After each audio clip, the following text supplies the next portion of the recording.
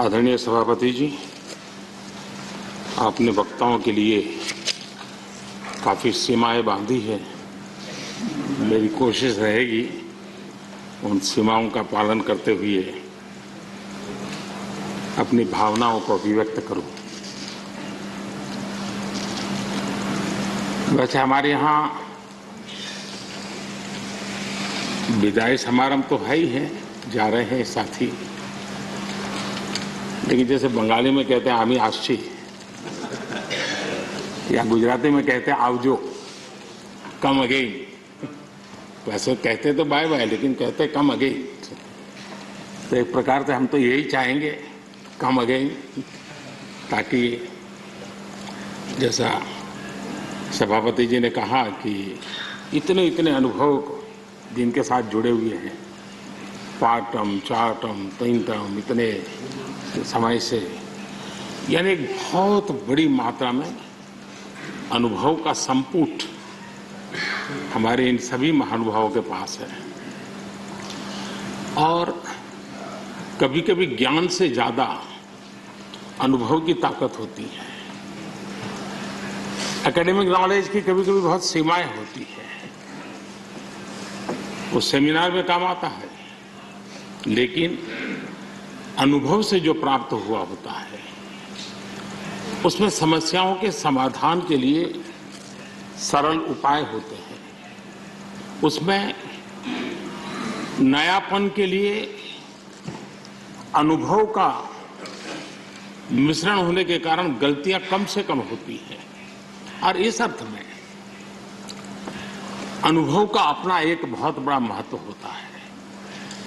और जब ऐसे अनुभवी साथी सदन से जाते हैं तो बहुत बड़ी कमी सदन को होती है, राष्ट्र को होती है।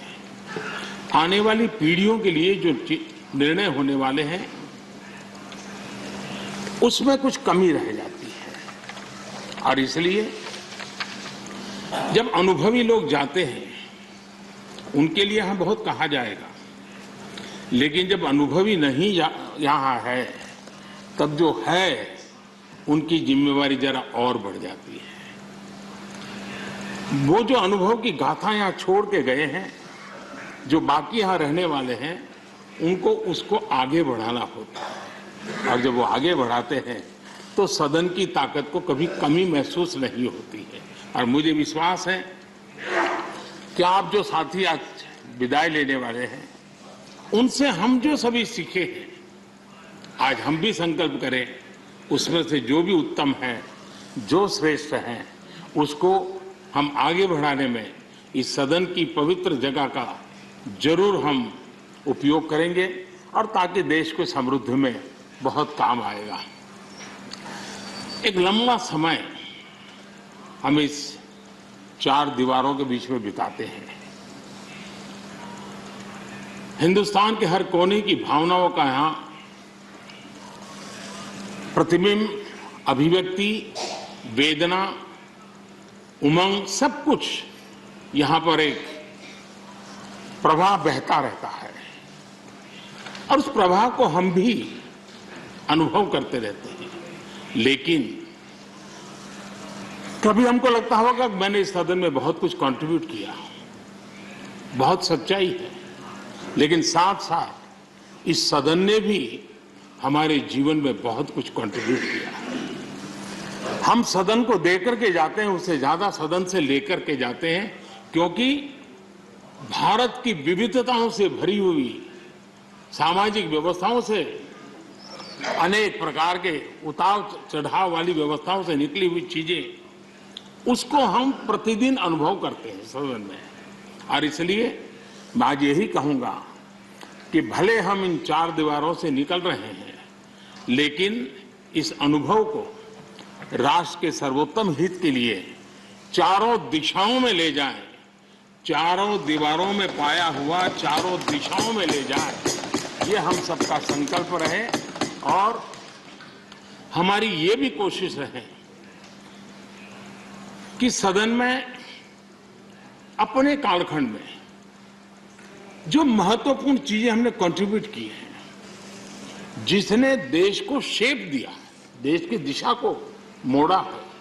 मैं चाहूंगा उन स्मृतियों को आप कहीं न कहीं शब्दबद्ध करें, कहीं न कहीं लिखें, ताकि कभी न कभी वो आने वाली पीढ़ियों को रेफरेंस के रूप में काम आएगी।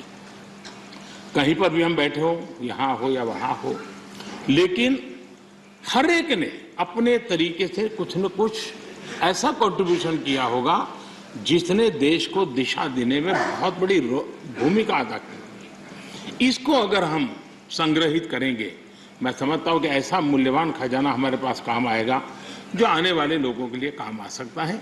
यानी एक इंस्टीट्यूशनलाइज व्यवस्था के तहत उसका उपयोग हो सकता है।